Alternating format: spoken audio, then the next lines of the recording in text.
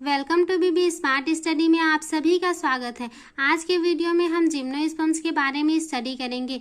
मैं आशा करती हूँ कि आप सबको यह वीडियो पसंद आएगी। हमारे वीडियो में आपको एक प्रॉपर नोट्स प्रोवाइड की जाएगी जो आपको इजीली समझ आ सके, जो आपके बीएससी एंड एमएससी स्टूडेंट्स की स्टडी के लिए हेल्पफुल होगी। तो चलिए वीडियो को बिना टाइम वेस्ट किए स्टार्ट करते हैं। इस वीडियो में आपको जिम्नोस्पर्म्स के classification of gymnosperms, economic importance of gymnosperms को कवर किया जाएगा। हमारी पिछली वीडियो में आपको जिम्नोस्पर्म के introduction, salient features, specific gymnospermic features and history and distribution of gymnosperms को कवर किया गया था।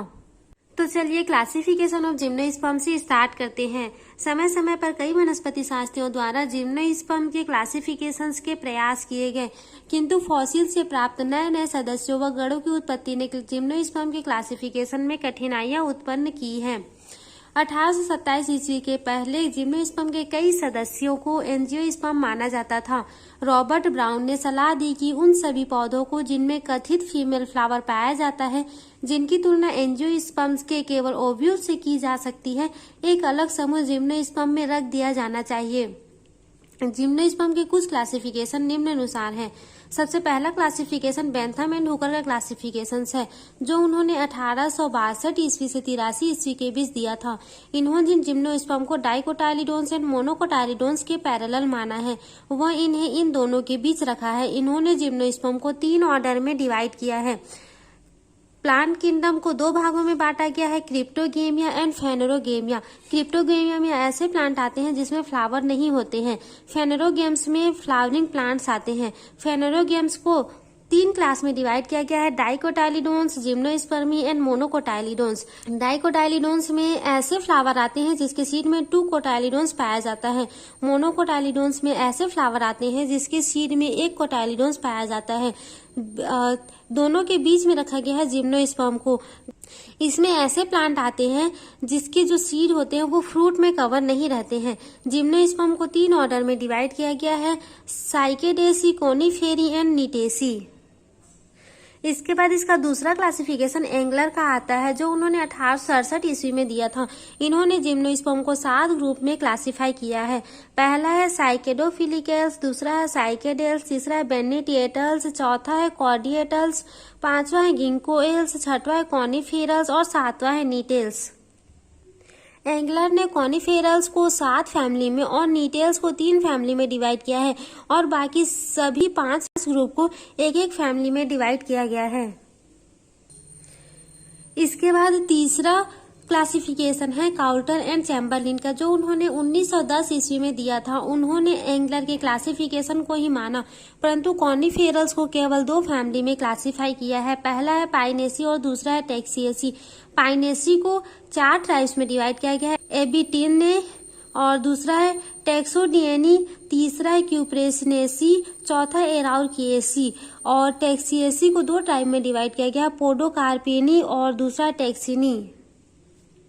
इसके बाद चौथा क्लासिफिकेशन साहनी का दिया था, उन्होंने 1902 ईस्वी में दिया है। इन्होंने ओव्यूल्स की स्थिति एवं विकास की प्रक्रिया के आधार पर जिम्नोस्पर्म को 2 डिवीजन में डिवाइड किया है। जिम्नोस्पर्म को 2 डिवीजन में जब डिवाइड किया तो पहला है फाइलोस्पर्म्स, दूसरा है स्टाइकियोस्पर्म्स। जो फाइलोस्पर्म्स होता है वो सीड रूपांतरित पर्ण रचनाओं पर उत्पन्न होते हैं और जो स्टाइकियोमेट्री स्पर्म्स है वो सीड के तने पर उत्पन्न होते हैं।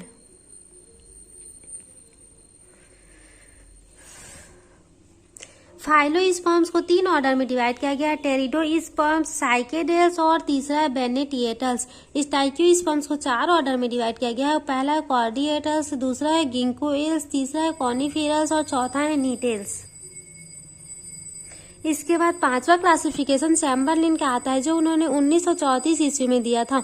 उन्होंने जिम्नोस्पर्म्स को डिवाइड करते समय साहनी के विचारों को ही माना और उन्हें 2 सब डिवीजन में डिवाइड किया, किंतु उन्हें नाम दूसरा दिया गया था। पहला है साइकेडोफाइटा और दूसरा है कोनिफेरोफाइटा।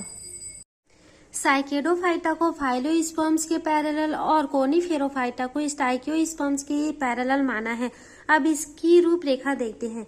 जिम्नोस्पर्म्स में साइकेडोफाइटा और कॉनिफेरोफाइटा दो भागों में डिवाइड किया गया है। साइकेडोफाइटा का जो प्लांट होता है वो स्मॉल होता है, उसका जो स्टेम होता है वो अनब्रांच्ड होता है और उसमें बड़ी पत्ती पाई जाती है।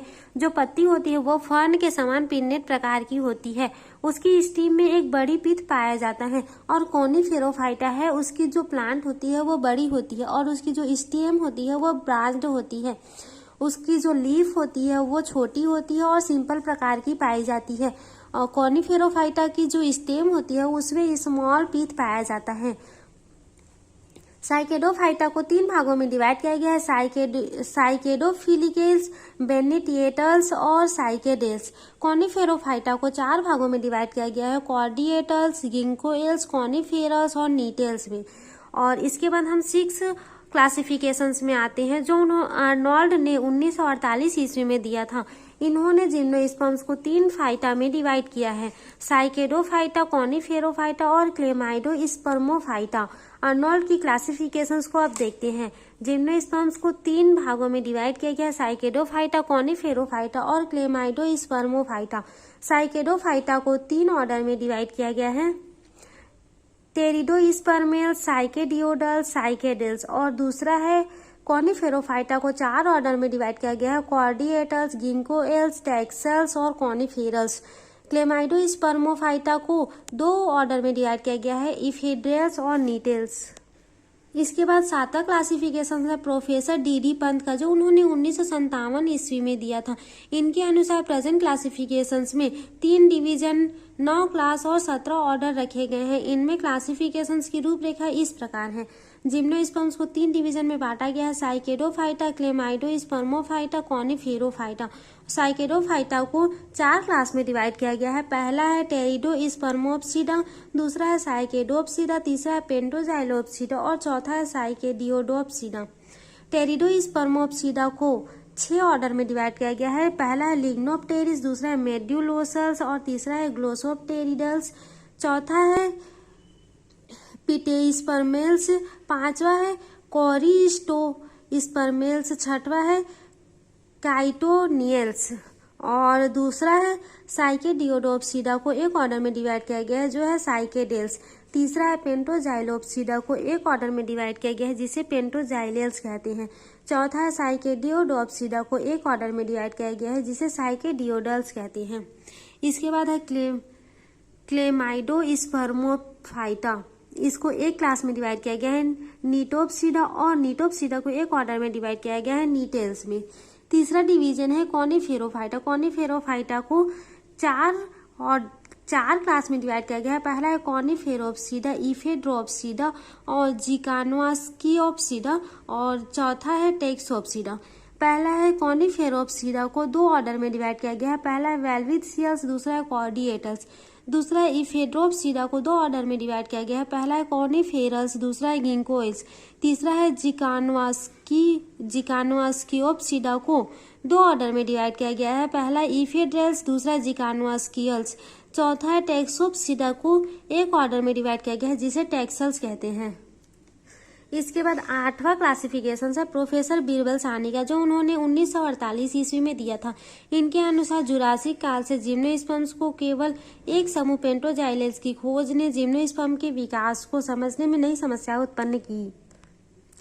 इस समूह की खोज को ध्यान में रखते हुए रायजादा एवं साहनी 1960 ने जिम्नोस्पर्म को 2 क्लास एवं 8 ऑर्डर में डिवाइड किया तथा पेंटोजाइलेल्स को 2 क्लासों के मध्य रखा है, जिसकी रूपरेखा निम्न है। जिम्नोस्पर्म को 3 भागों में डिवाइड किया गया है, साइकेडोफाइटा, पेंटोजाइलेल्स और कॉनिफेरोफाइटा। साइकेडोफाइटा में टेरिडोस्पर्मेल, साइकेडियोडल्स और साइकेडेल्स आते हैं। कॉनिफेरोफाइटा में कॉर्डिएटल्स, गिंकोएल्स, कॉनिफेरस और नीटेल्स आते हैं। इसके बाद 9वां क्लासिफिकेशन स्पोन ने 1974 ईस्वी में दिया था। इन्होंने अपने क्लासिफिकेशन में जिम्नोस्पर्म को 3 क्लास और 9 ऑर्डर में डिवाइड किया है। इनके क्लासिफिकेशन का संक्षिप्त रूप इस प्रकार है। जिम्नोस्पर्म को 3 क्लास में डिवाइड किया है, साइकेडोप्सिडा, कॉनिफेरोप्सिडा और नीटोप्सिडा। साइकेडोप्सिडा को 4 ऑर्डर में डिवाइड किया गया है, टेरिडोस्पर्मेल, साइकेडियोडेल्स, पेंटोजाइलेल्स और साइकेडेल्स। कॉनिफेरोप्सिडा को 4 ऑर्डर में डिवाइड किया गया है, कॉर्डिएटल्स, कॉनिफेरल्स, टेक्सल्स और गिंकोइल्स। नीटोप्सीडा को एक ऑर्डर में डिवाइड किया गया है, नीटेल्स में।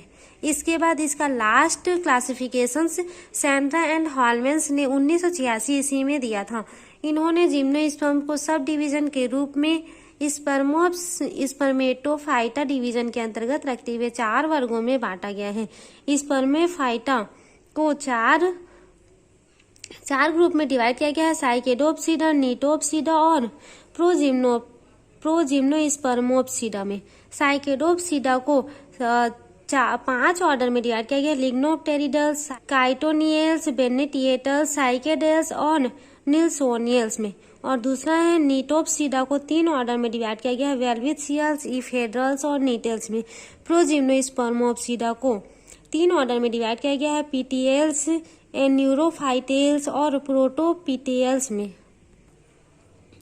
उपयुक्त स्टडी से यह स्पष्ट होता है कि बॉटनी जिम्नोस्पर्म से क्लासिफिकेशन में भले ही थोड़ा बहुत अंतर प्रदर्शित करते हैं, लेकिन सबके सब इस बात पर यकीन रखते हैं कि सबसे प्राथमिक प्रकार का जो जिम्नोस्पर्म्स है वो टेरिडोस्पर्म्स के रूप में तथा सबसे ज्यादा विकसित जिम्नोस्पर्म्स है वो नीटेल्स को माना गया है। इसके बाद जिम्नोस्पर्म्स का हमारा लास्ट टॉपिक है इकोनॉमिक इम्पोर्टेंट ऑफ जिम्नोस्पर्म्स का। जिम्नोस्पर्म्स में बहुत सारे इकोनॉमिक इम्पोर्टेंट है। इसका बहुत सारी जगहों पर अलग अलग प्रकार से उपयोग किया जाता है, जो निम्न है। पहला है फूड। जिम्नोस्पर्म्स फूड का एक अच्छा स्रोत माना जाता है। इसका फूड के रूप में भी यूज किया जाता है। पाइनस के कुछ स्पीसीज जैसे पाइनस ग्रेडियाना के जो सीड्स होते हैं वो एडिबल होते हैं, मीन्स वो खाने योग्य होते हैं, जिसे चिलगोजा के नाम से जाना जाता है, जिसके सीड्स को खाया जाता है। कुछ और जिम्नोस्पर्म्स हैं जिसके लिप को भिगोकर या ग्रीन लीव्स के रूप में खाया जाता है। दूसरा है स्टार्च। जिम्नोस्पर्म्स के कुछ स्पीसीज ऐसे हैं जो स्टार्च के रूप में यूज किया जाता है। इसका यूज सागों के प्रोडक्शन में भी किया जाता है। तीसरा है प्रोडक्शन ऑफ वाइन। वाइन के प्रोडक्शन में भी जिम्नोस्पर्म्स के कुछ स्पीसीज का यूज किया जाता है। चौथा है timber and it's product. Gymnosperm में टिम्बर का अच्छा स्रोत माना जाता है। जिम्नोस्पर्म्स के पौधे से काफी अच्छी मात्रा में लकड़ी प्राप्त हो जाती है। इसके वुड नॉन पोरस होते हैं और सॉफ्ट होते हैं। काफी जगहों पर इसका यूज किया जाता है, जैसे फर्नीचर बनाने में या इंटीरियर डेकोरेशन में, रेलवे स्लीपर्स बनाने में और प्लाईवुड बनाने में इसका यूज किया जाता है। पांचवा है एंटी कैंसर ड्रग्स। कैंसर के ट्रीटमेंट के लिए भी इसका यूज किया जाता है। यह एक स्पीसीज है टेक्सस, जिसका टेक्सोल ड्रग बनाया जाता है, जो कॉनिफेरस ट्रीज का जीनस है। टेक्सोल ड्रग एंटी कैंसरस ड्रग्स होता है, जिससे डिफरेंट टाइप्स के कैंसर के लिए यूज किया जाता है, और यह टेक्सोल ड्रग्स ट्री के छाल से प्राप्त होता है। छठवा है पेपर इंडस्ट्रीज में। जिम्नोस्पर्म्स के कुछ स्पीसीज का यूज पेपर इंडस्ट्रीज में भी किया जाता है, जिससे न्यूज़पेपर, प्रिंटिंग पेपर या पेपर बनाने के लिए यूज किया जाता है। ये पेपर पाइनस, पीसिया एंड एबिस के लकड़ी के पल्प से बनाया जाता है। इसके बाद सातवां यूज है इसेंशियल ऑयल। कुछ जिम्नोस्पर्म्स जैसे सी रिवॉल्यूटम, मैक्रोजेमिया, पाइनस अम्ब्रा से ऑयल प्राप्त होता है, जो एडिबल होते हैं। इसके बाद कुछ ऐसी स्पीसीज है जैसे सीड्रस देवदारा, सीड्रस एटलांटिक, जिससे जो ऑयल मिलते हैं उसका यूज परफ्यूम बनाने के लिए किया जाता है। आठवां है लेदर इंडस्ट्रीज में। कुछ जिम्नोस्पर्म्स का यूज लेदर इंडस्ट्रीज में भी किया जाता है, जैसे एराउरकेरिया एंड पीसिया हैं, जिसके बर्ग से टेनिन मिलते हैं, जो लेदर इंडस्ट्रीज में यूज किए जाते हैं। नौवा है रेजिन्स में। जिम्नोस्पर्म्स के प्लांट से रेजिन्स भी प्राप्त होता है। जब किसी प्लांट में कट लगाया जाता है या कट लग जाता है तो वहां से रेजिन्स निकलते हैं, और ये ऑक्सीजन के कांटेक्ट में आते ही ये हार्ड हो जाते हैं, और ये कट वाले भाग को प्रोटेक्ट करते हैं ताकि वहां पर कोई इन्फेक्शन न हो। और ये रेजिन्स का यूज वाटर प्रूफिंग सब्सटेंस बनाने में, जैसे पेंट में, सॉल्वेंट के रूप में, या पॉलिश या वैक्स के रूप में किया जाता है। 10वां है फाइबर्स के रूप में भी जिम्नोस्पर्म्स का यूज किया जाता है। साइकस एंड मैक्रोजेमिया के जो लीव्स होते हैं उससे फाइबर्स प्राप्त होता है, जिसका यूज पिलो बनाने के लिए भी किया जाता है। साइकस के पत्तों का use basket, hats, mats, brooms etcetera बनाने में भी किया जाता है। 11वां है ऑर्नामेंटल प्लांट्स। सजावटी प्लांट्स के रूप में भी जिम्नोस्पर्म्स का यूज किया जाता है, जैसे साइकस का जो लीफ होता है वो गार्डन में ऑर्नामेंटल प्लांट्स के रूप में यूज किया जाता है। जिम्नोस्पर्म से कुछ species Pinus, Gnetum and Ephedra, Cycas या स्पीसीज गार्डन के रूप में सजावट के लिए उगाया जाता है। 12वां है फार्माकल्चर इंडस्ट्रीज। कुछ जिम्नोस्पर्म्स का यूज दवाई बनाने वाले इंडस्ट्रीज में भी किया जाता है। कई मेडिसिन के प्रोडक्शन में यूज किया जाता है और कुछ डिसीज को ठीक करने के लिए भी इसका यूज किया जाता है, जैसे कुछ इन्फेक्शंस एंड एलर्जीज वाले डिसीज को ठीक करने के लिए किया जाता है। कोल्ड, कफ, अस्थमा एंड ब्रोंकिटिस जैसे डिसीज के लिए भी जिम्नोस्पर्मिक प्लांट का यूज किया जाता है। इस वीडियो के अंतर्गत हमने जिम्नोस्पर्म्स की classification of gymnospermic and economic important of gymnosperms को कवर किया है। अगर आपको ये वीडियो पसंद आई होगी तो प्लीज़ इसे लाइक एंड सब्सक्राइब कर दीजिए, ताकि हमारी जो न्यू अपडेट वीडियो है वो आप तक पहले पहुंच सके। Thank you.